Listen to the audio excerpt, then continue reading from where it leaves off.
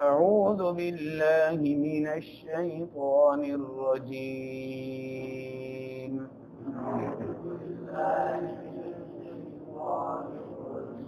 بسم الله الرحمن الرحيم.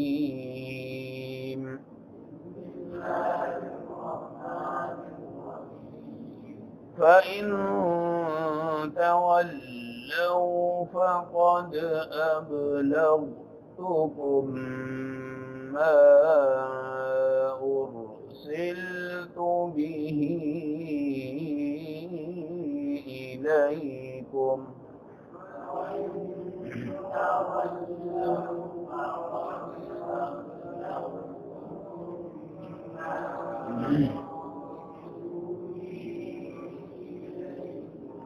ويستخلف ربي قوما غيركم ولا تضرونه شيئا.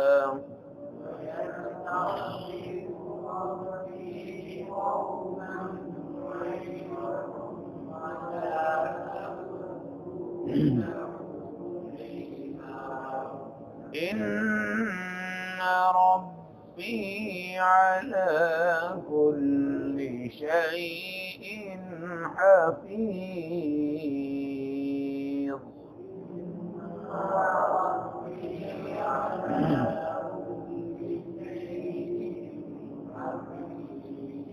ولما جاء أمرنا نجينا هودا والذين آمنوا معه برحمة منا.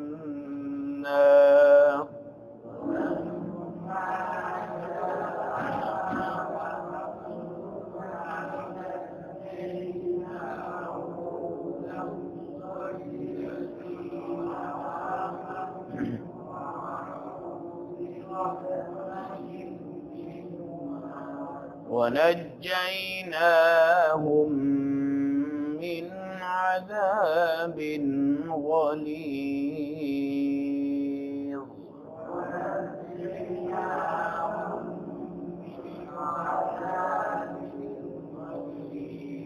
وتلك عاد جحدوا بآيات ربهم وعصوا رسله. وتلك عاد جحدوا بآيات ربهم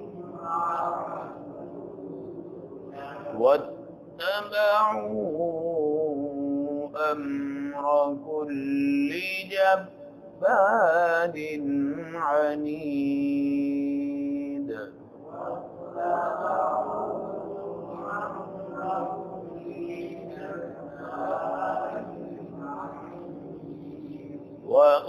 وأتبعوا في هذه الدنيا لعنة ويوم القيامة.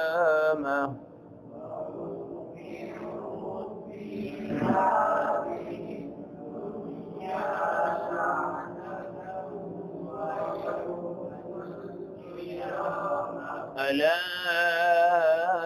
إن عادا كفروا ربهم ألا بعدا لعاد قوم هود.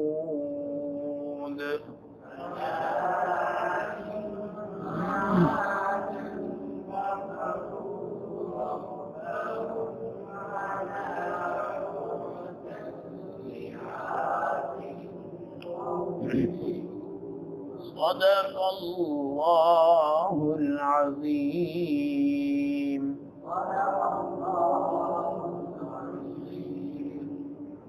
تلاوت کردہ آیات کا ترجمہ.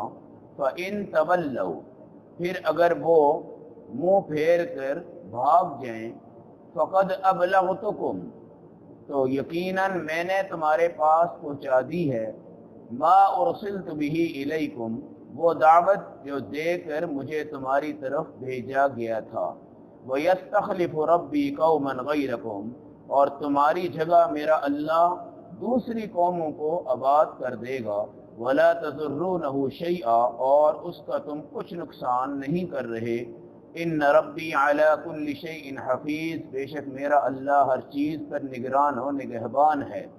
ولما جاء امرنا، جب ہمارا عذاب آ پہنچا، نجینا ہودا، تو ہم نے حضرت ہود کو بچایا، والذین آمنوا معه برحمت منا، اور حضرت ہود پر ایمان لانے والوں کو بھی بچایا اپنی رحمت سے، ونجیناہم من عذاب غلیظ، اور ان کو اس عذاب سے بھی بچایا جو بڑا سخت ہے۔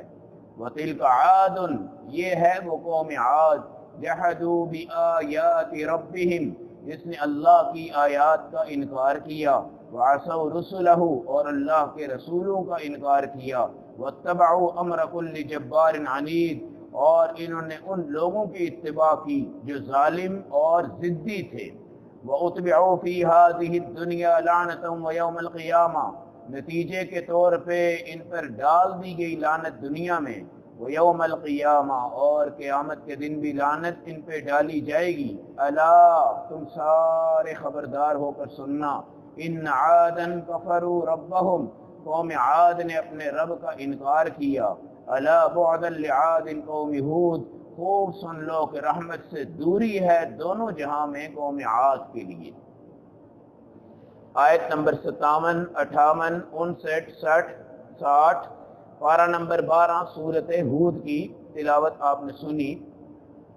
اللہ رب العزت نے پیغمبروں کو دعوت دے کے بھیجا ہے، اور پیغمبر اپنی زبان سے وہ دعوت قوم کے کانوں تک پہنچاتے ہی پہنچاتے ہیں۔ آج بھی حضرت ہود علیہ السلام اپنی قوم سے کہہ رہے ہیں اگر تم منہ پھیر کے دین چھوڑ بھی دو تو میں نے اپنے اللہ کی ساری دعوت کیا کر دی ہے، تمہیں پہنچا دی ہے، تم اگر نہیں مانو گے تو تمہیں اللہ ہلاک کر کے تمہاری جگہ نئی قوم لے کر آئے گا جو اللہ کی عبادت کرے، اللہ کو سجدہ کرے، اور تم اللہ کو کچھ بھی نقصان نہیں دے سکتے، اللہ ہر چیز پہ نگران ہے۔ یہ بات یاد رکھیں، جب دنیا میں غلاظت بڑھ جاتی ہے، گندگی بڑھ جاتی ہے، اللہ کی نافرمانی کھلے عام ہو جاتی ہے، تو میرا اللہ قوموں کو تبدیل کر دیتا ہے، اور اس کی جگہ وہ ایمان والے آتے ہیں جو 4 چاند لگاتے ہیں پوری دنیا میں ایمانی اعمال کے ذریعے۔ پھر کیا ہوا؟ قوم عاد پہ اللہ کا عذاب آیا، حضرت ہود علیہ السلام کو اللہ نے بچا لیا، آپ پر ایمان لانے والوں کو بھی بچایا۔ پیچھے آپ پڑھ کر آئے ہیں کہ حضرت نوح علیہ السلام کی قوم پر بھی جب عذاب آیا ان کو بھی اللہ نے بچایا، اور ان کے ساتھ ایمان والوں کو بھی بچایا۔ ایمان کے بغیر ان کا سکا بیٹا تھا وہ ہلاک ہو گیا۔ یہاں پر بھی قوم عاد پر اللہ کا عذاب آیا، اللہ نے حضرت ہود کو بچایا اور ان پر ایمان لانے والوں کو بھی بچایا۔ لیکن قرآن نے ایک جملہ استعمال کی ہے، برحمت منا، ہم نے اپنی رحمت سے ان کو بچایا ہے، یہ ان کا کوئی کمال نہیں ہے۔ جناب پیر صاحب ہیں جی، وہ اشارہ کریں گے سارے بچ جائیں گے، سارے بچ جائیں گے، تمہاری کشتی پار لگا دیں گے۔ اکثر لوگ کہتے ہیں نا میری کشتی پار لگا دینا، میری کشتی پار لگا دینا، یہ کشتی پار لگانے والا اللہ ہے۔ حضرت موسیٰ علیہ السلام کے لیے راستے اور آپ کو پار کر دیے، فرعون کو بیچ میں لائے، اس کو تباہ و ہلاک کر دیے۔ مولا علی یا شیر خدا میری کشتی پار لگا دینا، یہ شرک ہے۔ یہ آپ نے کس سے کہنا تھا؟ اپنے اللہ سے کہ یا اللہ میری کشتی کیا کر دینا؟ پار لگا دینا، میری بگڑی ہوئی چیز کو ٹھیک کر دینا، میرے حالات کو بہتر کر دینا۔ اللہ بھی کہتے ہیں کہ یہ پیغمبر ہیں، ان کا نام حضرت ہود ہے، ہم نے ان کو بھی بچایا، ان کی قوم ایمان والیوں کو بھی بچایا، لیکن ان کا کمال نہیں تھا۔ برحمت منا، ہم نے اپنی رحمت سے ان کو بچایا ہے۔ اور نبی بھی کہتے ہیں کہ واقعتاً ہم بھی اللہ کی رحمت سے نبی بنتے ہیں، اللہ کی رحمت سے رسول بنتے ہیں، اللہ کی رحمت سے ہمیں اللہ جنت کا وارث بناتا ہے، یہ اللہ کی رحمت ہے، اللہ کی رحمت ہے۔ پھر کیا ہوگا؟ لا تضرونہ شیئا، تم اللہ کو کوئی نقصان نہیں دے سکتے۔ وَنَجَّيْنَاهُمْ مِنْ عَذَابٍ غَلِيظٍ، دنیا میں بھی ہم بچ گئے، آخرت میں جو سخت ترین عذاب ہوگا اللہ نے اس سے بھی ایمان والوں کو کیا کر لیا؟ بچا لیا۔ تو شکر ادا کرو۔ نبیوں کے ساتھ ہم نے کیا کرنا ہے؟ آپ مان جائیں کہ حضرت محمد صلی اللہ علیہ وسلم اللہ کے آخری پیغمبر ہیں، مان لیا؟ ہر مرد یہ کہہ دے، ہر بیٹا یہ کہہ دے، ہر بچہ یہ کہہ دے تو قادیانیوں کی دم کٹ جاتی ہے، اور میرا اللہ صرف اس بات پر آپ کو جنت میں داخل کر دیتا ہے۔